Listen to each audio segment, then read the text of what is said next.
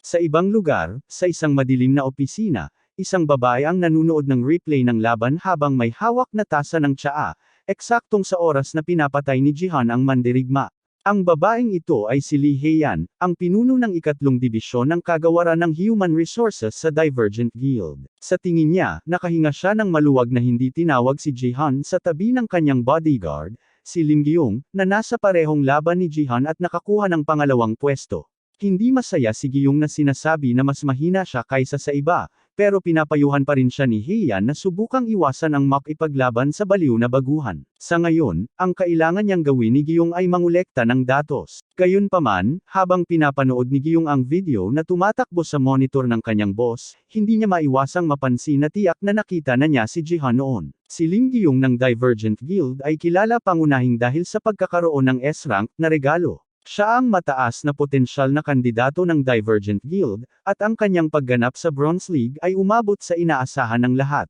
Dapat sanay siya ang unang rank tulad ng inaasahan ng lahat para sa kanya, at malamang na siya nga ang unang rank kung hindi dahil sa paglitaw ni Jiang Jihan. Ang scout team ng Turtle Guild ay hindi makapagpigil na sumigaw sa gulat nang mapagtanto nilang hindi lamang natalo ni Jihan ang ilan sa kanilang mga pinakamaaasahang miyembro, kundi nakakuha pa siya ng unang pwesto sa level 2 lamang nang walang tamang kagamitan o koneksyon sa anumang grupo. Nagpakita siya sa isang wife-beater at sweatpants at sa hindi inaasahang paraan ay nakakuha siya ng 6 na kills nang walang anumang armas. Ang kanyang pagganap sa laban na ito ay sapat na upang magdulot ng maraming katanungan sa mga manlalaro sa buong mundo. Ang lalaki mismo ay nagpapahinga sa kanyang sala habang tinitingnan ang kanyang mga gantimpala para sa pagkuha ng unang pwesto sa Bronze League tutorial. Nakakuha siya ng 50% na karanasan at dahil dito, nakarating siya mula level 3 hanggang level 6. Ang bilis ng kanyang pag-level up ay malamang dahil sa katotohanang siya ay nasa rookie level pa, ngunit ito ay isang magandang bonus pa rin. Wala siyang nakuha na GP na siyang pera na ginagamit ng sistema, pero nakakuha siya ng mga stat points mula sa kanyang level up na direkta niyang inilagay sa martial power. Muli, tumaas ang kanyang martial power mula level 6 hanggang he also acquired a nickname, Tutorial Conqueror, na nagbibigay sa kanya ng karagdagang punto sa lahat ng kanyang attributes, pati na rin ng karagdagang 20% na karanasan. Ang palayaw ay nalalapat lamang sa Bronze League, pero ayos lang sa sarili nitong paraan. Sa epekto na iyon, mayroon na siyang 10 puntos sa martial power na nagiging sobrang lakas niya sa Bronze League. Ang laban para sa promosyon sa Silver League ay mangyayari kapag umabot siya sa level 25, kaya hanggang doon, kailangan lang niyang mag-focus sa patuloy na pagpapalakas ng kanyang kapangyarihan. Iyan ay marami ng mga pagtaas sa kanyang mga stats at lakas, pero mayroon pang isang bagay na nakuha niya. Sa pag-abot sa level 5, na-unlock niya ang isang class advancement na nangangahulugang maaari na siyang pumili ng klase. Kapag pumipili ng klase, mahalaga na alam ng manlalaro kung ano ang maya-alok ng bawat klase. Mayroong 4 na pagpipilian: Warrior, Archer, Mage, at Support. Sa kanyang nakaraang buhay, pinili niya ang Warrior class, at dahil mayroon na siyang expert level na kaalaman dito, ang pagpili nito muli ay magpapadali sa kanyang buhay. Pero sa kanyang achievement store, may opsyon na bumili ng karagdagang class slot. Sa ganitong paraan, kahit na pumili siya ng ibang klase ngayon, maaari pa rin niyang idagdag ang Warrior class mamaya sa pamamagitan ng pagbili nito gamit ang 10,000 achievement point. Dahil dito, hindi niya kailangang piliin ang Warrior class muna, at maaari siyang subukan ang iba. Ang kanyang daliri ay nakabitin sa mga pagpipilian habang nagdedesisyon siya kung alin ang pipiliin niya, at sa huli, pumili siya ng isa. Mamaya, tinawag siya muli sa Bronze League Gangnam area para sa isa pang misyon. Ang lugar na ito ay puno ng libu-libong zombie na nagkakagulo, at ang misyon ngayon ay depensa.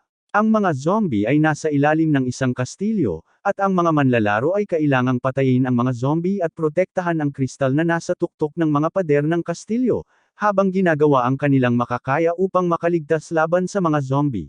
Mayroong maraming mga tore, at magpapatuloy ang labanan hanggang sa 5 tore na lamang ang matira. Sa tuktok ng isa sa mga tore na ito ay si Lim Gai-young, isang mandirigma ng Divergent Guild, at tinitingnan niya ang mga zombie sa ilalim ng may pagdiriin. Maaaring nasa laro sila, pero hindi nito pinapaganda ang tanawin ng mga nabubulok na bangkay. Sa likod niya, ang ibang mga manlalaro ay nag-spawn, at mukhang pamilyar sila sa mapa pati na rin sa misyon. Kilalang kilala ni Gai-young ang mga taong nakatapat sa kanya. Isa ay isang archer mula sa LK Group, at mayroon siyang mukhang matibay na B-grade na kagamitan. Isa pa ay isang mage, at mukhang wala siyang koneksyon sa anumang guild, pero kahanga-hanga ang kanyang kagamitan, at hindi naman siya mukhang masama para sa antas na ito. Mukhang maganda ang mga partner na ito para makatrabaho, pero ang pinakamahalagang tao sa ganitong uri ng misyon ay ang suporta. Ang misyon ng depensa ay isang pangmatagalang laban, at ang suporta ang taong nagtitiyak na makakaligtas sila sa laban na iyon. Siya ang huling tinawag, at habang nagliliwanag, nagulat si Gai Young nang makita si Sung Ji Han na lumabas bilang suporta ng kanilang grupo. Tulad ng dati, kakaiba ang kanyang kagamitan, at nakasuot siya ng tracksuit at may dalang metal na tubo, talagang ang pinakamalakas na kagamitan na available. 20 minuto bago siya tawagin para sa misyon, nagpasya siyang pumili ng support class. Nang pinili niya ang opsyon, mismo ang sistema ang nagbigay alam sa kanya na hindi angkop sa kanya ang klase. Ang dahilan kung bakit pinili niya ang support class kahit na napakasama nito para sa kanya na kailangang muling kumpirmahin ng sistema ang kanyang desisyon ay dahil ang klase ay nagbibigay sa kanya ng bagong kakayahan na tinatawag na Divine Power na na-unfill pagkatapos piliin ayon sa support class. Ang Divine Power ay isang bagay na labis niyang kailangan kung nais niyang lumago ang isa pang natatanging katangian, ngunit isa ito sa mga mas mahirap na kakayahang paunlarin. Iyon ay dahil hindi ito kasing dali ng ibang stats na mapalakas sa pamamagitan ng pagsasanay, at wala ng ibang paraan para mapataas ito kundi ang mag-invest ng karagdagang puntos dito. Ayaw gawin yun ni Gai Young, syempre, dahil ibinubuhos niya ang lahat ng mayroon siya sa kanyang martial power stat sa pag-asam na makuha ang Nameless Divine Arts ng maaga. Hindi niya kailanman sasayangin ang kanyang mahahalagang puntos sa kahit ano pa. Bakit niya pinili ang support class at nakuha ang Divine Power stat? Iyon ay dahil alam niya ang ibang paraan upang mapalakas ang Divine Power, at ito ay isang pamamaraan na hindi alam ng mga tao. Ang lihim ay nasa kanyang makintab na bagong pipe. Ang ibang mga manlalaro ay kasing gulat din sa katotohanan na si Jihan ay kasing suporta ni Gai Young, at ang mage sa partikular ay hindi nagtatago ng kanyang pagkabigo sa mas mataas na kasuotan at kagamitan ni Jihan. Sumisigaw siya kay Jihan dahil pinili nitong hindi magkaroon ng mas magandang kagamitan at binigyang diin pa ang mahal ng kanyang sariling kagamitan kumpara dito, iniisip na ang pagkakaroon ni Jihan ng masamang kagamitan ay dahil siya ay walang kakayahan. Sinubukan ng archer na pakalmayan ang mage bago pa siya makapagsalita ng labis na hindi naaayon, pero ayaw pakinggan ng mage ang kahit anong sasabihin niya.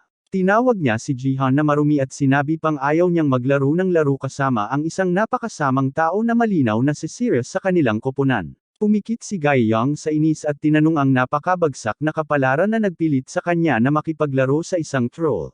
Gayunpaman, nagising siya mula sa kanyang pag-iisip nang marinig ang mage na sumigaw sa gulat. Si Jihan ay hinawakan ang mayabang na mage sa kwelyo ng kanyang balabal, at ang ating MC ay hawak siya sa ere na parang laruan. Pagkatapos, nang walang pag-aalinlangan, itinapon niya ang mage mula sa gilid ng tore, diretso pababa patungo sa mga gutom na zombie sa ibaba. Ang mage ay nagrereklamo buong oras na ayaw niyang makipaglaro kay Jihan, kaya't tinulungan ng ating MC na siya mismo ang mag-quit sa laro. Muling nabuhay ang mage pagkatapos mamatay, at sa sandaling muling lumitaw siya sa tuktok ng tore, humingi siya ng tawad kay Jihan at nangakong gagawin ang lahat para sa koponan. Ang lalaking lumuluhod sa paanan ng ating MC ay si Kim Gyu-hyuk, at ang dahilan ng kanyang biglang pagbabago ng pag-uugali ay ang mga disiplina ng ating MC. Kapag ang isang tao ay lumitaw sa Bronze League Defense Game, binibigyan sila ng kabuoang 3 buhay. Si Kim Gyu-hyuk, na muling nabuhay kaagad pagkatapos na walang awa na itapon mula sa gilid ng tore, ay agad na binigyan ni Jihan ng isa pang leksyon sa skydiving sa sandaling siya ay muling nabuhay. Dahil doon, isa na lang ang natitirang buhay niya, at kung mamatay siya ulit, matatanggal siya sa laro at magiging huli. Kaya't kasalukuyan siyang nagmamakaawa para sa kanyang buhay sa paanan ng ating MC, umaasang hindi siya muling itatapon para maging pagkain ng mga zombie. Kailangan niyang iwasan ang pagkuha ng huling pwesto dahil kung hindi, babagsak ang kanyang level bilang parusa. Ibig sabihin din ito na lahat ng mga kasanayang binili niya gamit ang sarili niyang pera ay mawawala bilang kaparusahan. Kung ang antas ng isang gumagamit ay hindi tumutugma sa mga kinakailangan ng kasanayan, automatikong mabubura ang kasanayang iyon. Nagulat si Jihan na ang personalidad ni Gyu-hyuk ay nagbago ng napakabilis, lalo na't siya ay labis na nagtuon sa pag-atake sa kanyang nakaraang buhay sa sandaling siya ay lumitaw. Sinusubukan ni Gyu-hyuk na ipaalam ang kanyang sarili bilang isang fire mage na napakahusay laban sa mga mob ng undead, at siya rin ay level 50 na nangangahulugang napakalakas niya. Para sa ibang koponan, siya ay isang mahalagang yaman na ayaw nilang mawala, pero ang lahat ng kanyang pagyayabang ay nagpapaalala kay Gayong kung sino siya. Si Kim Gyu-hyuk ay dati nang konektado sa isa sa 10 dakilang guild sa Korea, at siya ay iginagalang ng lahat, ngunit siya ay bumagsak ng 4 na beses sa Silver Promotion Leagues, at pagkatapos noon, naglibot-libot na lang siya sa pagsisimula ng mga laban. Sa madaling salita, itinuturing siyang talunan ni Gayong. Patuloy na ipinagmamalaki ni Gyu-hyuk ang kanyang mga kakayahan at nangangako na makikipagtulungan sa kanila, ngunit sa isang kondisyon. Gusto niyang personal na humingi ng tawad si Jihan sa pagpatay sa kanya ng 2 beses. Ang Archer ay sumusuporta, at malinaw na gusto lang niyang magkaayos ang kanilang koponan. Pero sa loob, galit pa rin si Gyu-hyuk dahil pinatay siya ng 2 beses, ngunit hindi man lang siya binigyan ng pagkakataong tapusin ang kanyang internal revenge monologue nang muling hawakan siya ni Jihan sa kwelyo at itulak siya sa gilid ng pader ng kastilyo sa huling pagkakataon dahil sa kapal ng mukha na humingi ng tawad, kahit siya pa ang nagpasimula ng laban. At sa ganitong paraan, nawala na ang kanilang mage, na nag-iwan sa kanilang koponan na kulang ng isang tao. Patuloy na umaakyat ang mga zombie sa tore, at kebalintunaan, ang koponang pinakamalapit sa kanila ay may isa pang fire mage na mabilis na natatapos ang mga zombie sa kanilang panig. Kaya kailangan nila ng mage, at pinagsabihan ng Archer si Jihan dahil hindi siya sumubok na makipagkita sa mage sa kalagitnaan. Hindi nagpaapekto si Jihan at binuksan ang kanyang status window upang tingnan ang kanyang pinakabagong limitadong misyon. Ang quest na ito ay may kaugnay na quest, at kinakailangan niyang makuha ang unang pwesto sa 10 Towers mission at patayin ang 1,000 zombies mag-isa para sa kabuoang 4,000 achievement points. Ang pagpatay ng 1,000 zombies ay halos magiging halos satanas na mahirap gawin dahil sa kaunting oras na natitira mayroon sila, pero ayaw niyang mawala ng 3,000 puntos. Pinapanood ni Lim Gayong si Jihan habang sinusubukan nitong alamin kung ano ang gagawin, at hindi niya man lang itinago kung gaano siya kabahala sa kanya. Hanggang ngayon, si Jihan ay ginagawa lang ang gusto niya, at sa kabila ng kanyang kahangahangang mga katangian, isa lang siyang support class. Sa tingin ni Gayong, wala namang dahilan para subukan niyang isama siya sa Divergent Guild. Ang Archer ay hindi kasing kalmado niya, at patuloy siyang sumisigaw kay Jihan na sa wakas ay napansin na ito. Sa wakas, sinabi niya kay Jihan na kung patuloy siyang magiging bastos, mas mabuti pang siya na lang ang lumaban mag-isa. Hindi inaasahan, natuwa si Jihan nang marinig iyon, dahil magagawa niyang patayin ang lahat ng zombies mag-isa kung papayagan siyang mag-isa nang walang tulong nila. Sinabi ni Gayong na manatili siya sa likuran habang siya ang humaharap. Nakikita niyang talo na ang laro, pero sa kahit papaano'y nararamdaman niyang kailangan niyang tumayo bilang manlalaro, pero sinabi ni Jihan na ayos lang iyon. Plano niyang harapin ang lahat sa harapan habang nagpoprotektahan ang Archer at si Gayong sa isa't isa. Isang zombie ang sa wakas ay nakarating sa tuktok ng tore, at ito ay isang blood zombie na iba at mas malakas kaysa sa ibang mga zombie. Ang ulo nito ay gawa sa likido, kaya hindi nila ito mapapatay gamit ang pisikal na atake. Well, kaya naman nila. Wala nang pakialam si Jihan sa mga patakaran ng laro. Tumalon ang zombie, at inihanda ni Jihan ang kanyang sibat, at sa isang malinis na palo, pinatay niya ang zombie sa pamamagitan ng pagbasag ng ulo nito.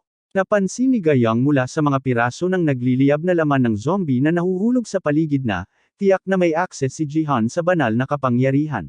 Mas maraming zombie ang papalapit sa tore, at patuloy na pinapalayas ni Jihan ang mga ito isa-isa gamit ang kanyang tungkod. Sa ngayon, nakapatay na siya ng 6 na zombie mula sa 100, at malayo pa ang lalakbayin niya. Habang mas maraming zombie ang umaakyat sa tore, patuloy na hinaharap ni Jihan ang lahat ng ito ng mag-isa.